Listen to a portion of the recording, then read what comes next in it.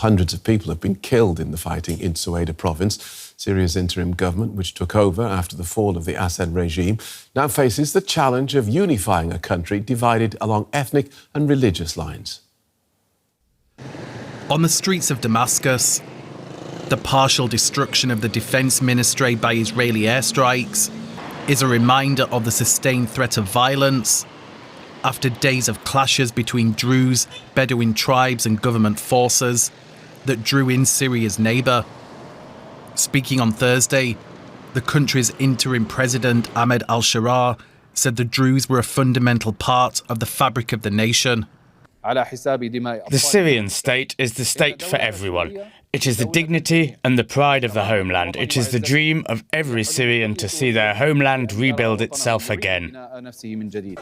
Al-Sharaa, a former member of an al-Qaeda-linked group, may have promised to be a president for all, but his government faces a litany of challenges. Syria's population of almost 24 million people is ethnically and religiously diverse. According to the World Factbook, the largest group is Arabs, making up 50%. Alawites is the second largest at 15%. Kurd and Levantine people make up 10% each. Muslims are by far the largest religious group, but can be subdivided into Sunni 74%, with Shia, Alawi and other offshoots making up the remaining 13%.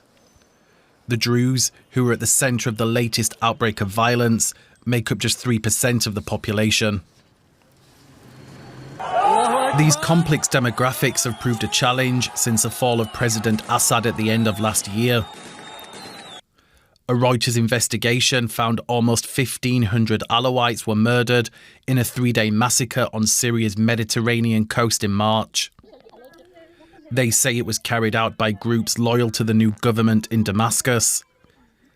Amnesty International says the killings must be investigated for war crimes. There have also been a number of terror attacks claimed by the Islamic State. The latest took place at a church in Damascus last month, killing 25 and wounding dozens more. The country also has an economy broken by over a decade of civil war and international sanctions. Zedoun Alzoubi is a Syrian governance and peace-building expert here in Berlin. He told me more about the state of the ceasefire. Unfortunately, after the president's speech, we have hoped for that some ceasefire takes place, which took place actually for a couple of hours, and then we really witnessed and saw many really terrible pictures of civilians killed in the city of Soweto from the Druze community. And unfortunately, apparently in retaliation of this, Druze factions from tribal and forces attacked Bedouin families in the city and in the suburbs of the governorate of Soweto, and also terrifying pictures of people being killed and tortured from the Bedouin part have shaken really the nation. And again now in retaliation, just a couple of minutes ago, we heard that the Bedouin forces are regathering, and there were calls for the Bedouin for the tribes and the Bedouin armed forces from all over the country, from Deir ez-Zor in the northeast and from Aleppo in the northwest and north country, in the north of the country, all gathering around Soweto to retaliate. Okay. Now this is going to sound like it's going to sound like an odd question, but what we have seen with conflicts on the ground in the Middle East is that a ceasefire is declared. There is still shooting, but the parties involved seem largely to accept that you will never get an absolute ceasefire. Is that what we're talking about? Or are you effectively saying, no, the ceasefire hasn't worked? If it held, it only held for a couple of hours, and now they're back to where they were? There is no real ceasefire as such, because real ceasefire requires two parties of the parties involved in the conflict to agree, sit at the table and discuss and say, okay, fine, we come to an agreement and we have ceasefire. Even such ceasefires did not really hold for long in the Middle East, and you know the Middle East, right? But the ceasefire that took place this morning was from the side of the government, but then the retaliation came from the Druze armed forces. And then again, now the Bedouins are launching again another attack. So there is no real ceasefire because there are no talks. Right. No one is sitting at the table. So that's where does it go from there then? Does Damascus send troops back in, or is that off the table? Or do the three, I think there were three religious leaders among the clans there who were supposedly trying to sort things out. How does this now get resolved, or do we just sit back and watch people kill each other? You need the truth. Yes. I believe, I'm afraid, and I hope I'm mistaken, I'm afraid things have gone out of control. Because if the government now sends forces to the south to separate the Bedouins from the Druze and stop them killing and retaliation, then Israel will bomb the government forces, as it did yesterday and yesterday. So the government will not send, after the agreement, so quote unquote, between the Americans, the Israelis, and the Syrian government. So if the government does not send, then it is just left for people from both sides fighting against each other. If the government is not allowed to go there to separate and again behave like a government, then how can we stop that? From my point of view, we are at a very, very, very delicate moment. That was Zedoun Alzoubi, who's a Syrian governance and peace-building expert. Let's pick up some of those points with Ibrahim Al-Assil, who's a senior fellow at the Atlantic Council. Welcome to DW. What do you think? How delicate is the point at which Syria finds itself now? Is it out of control? Great to be with you, Phil. I think Mr. Alzoubi eloquently described what's happening, and he mentioned that it's a very delicate moment. Indeed, it's a very delicate moment that it's going to shape not only Syria, but a big part of the region, because Israel is part of this, and the future of Syria will affect the future of the region. Syria always spills over. If Syria is unstable, if there is more instability inside Syria, that's going to be reflected on most of the region. And finally, the divisions that are being deepened inside Syria every day and within every single cycle of violence, those will stay there. Those wounds won't disappear in a week or a month after these fighting stop. It will stay there in the collective memory, and that's really endangers Syria and its future. So how do we stop it then? How do we step back from the brink, or must it descend in the manner that you've described?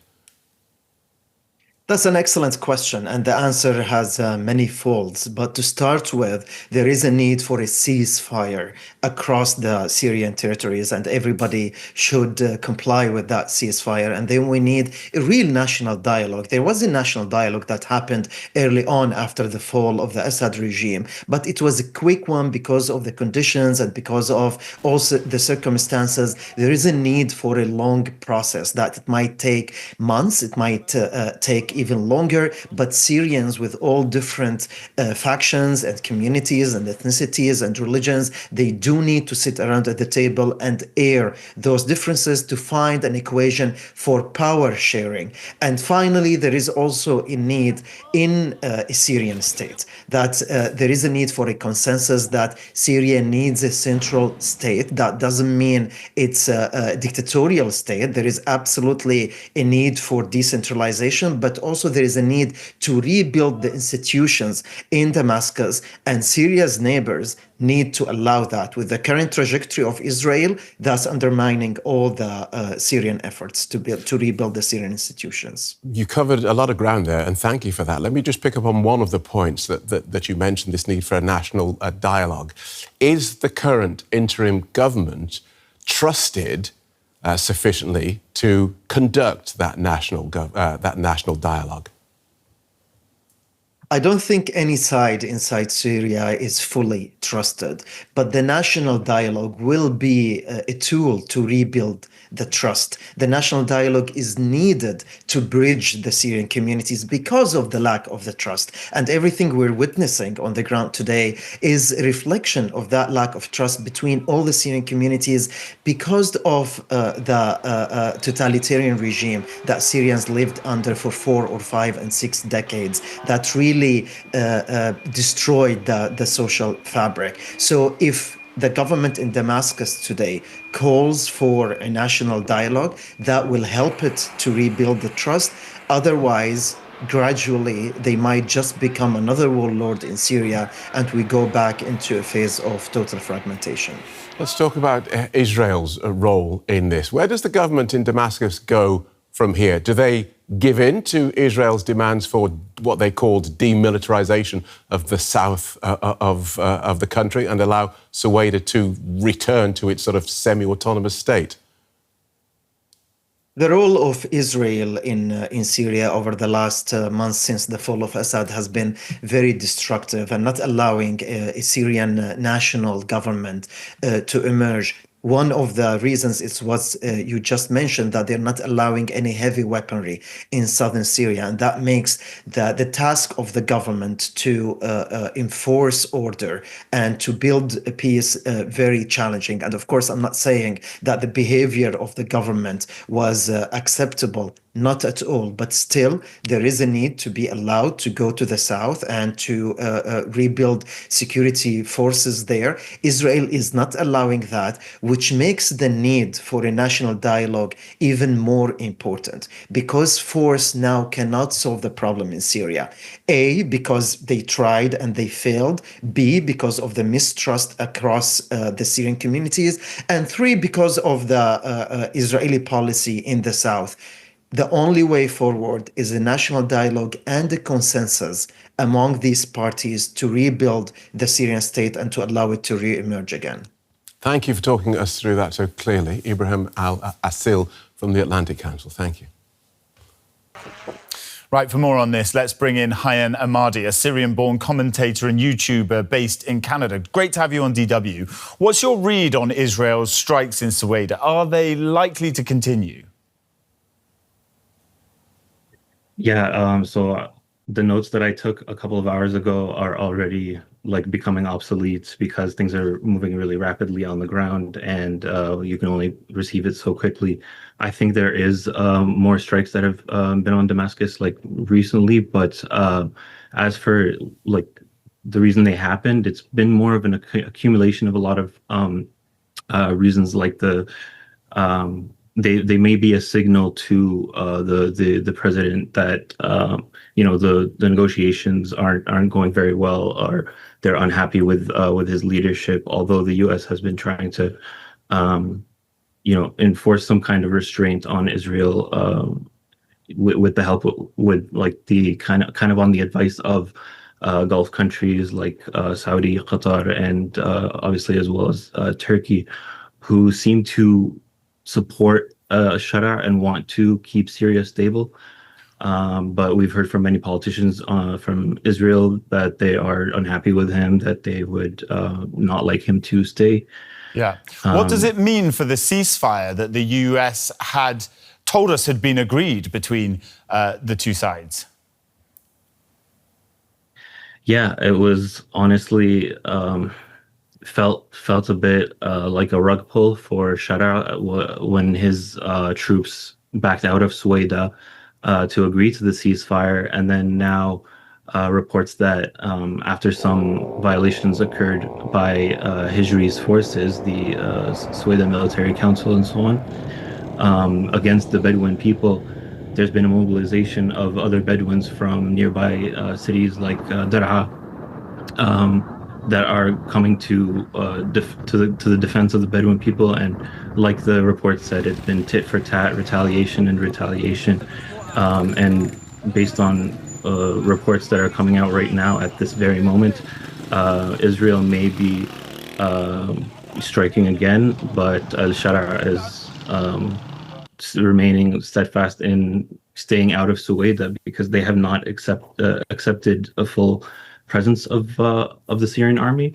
And it seems that Israel really doesn't want a presence of the Syrian army in the south of their own country. It seems to prefer the security vacuum. What's your assessment of how to prevent flare-ups of fighting between the Bedouin and the Druze tribes? What will that take? It's been really depressing to watch the escalations because, both people care a lot about, their dignity and they refuse to be humiliated. And there's a lot of incitement and harmful rhetoric going back and forth.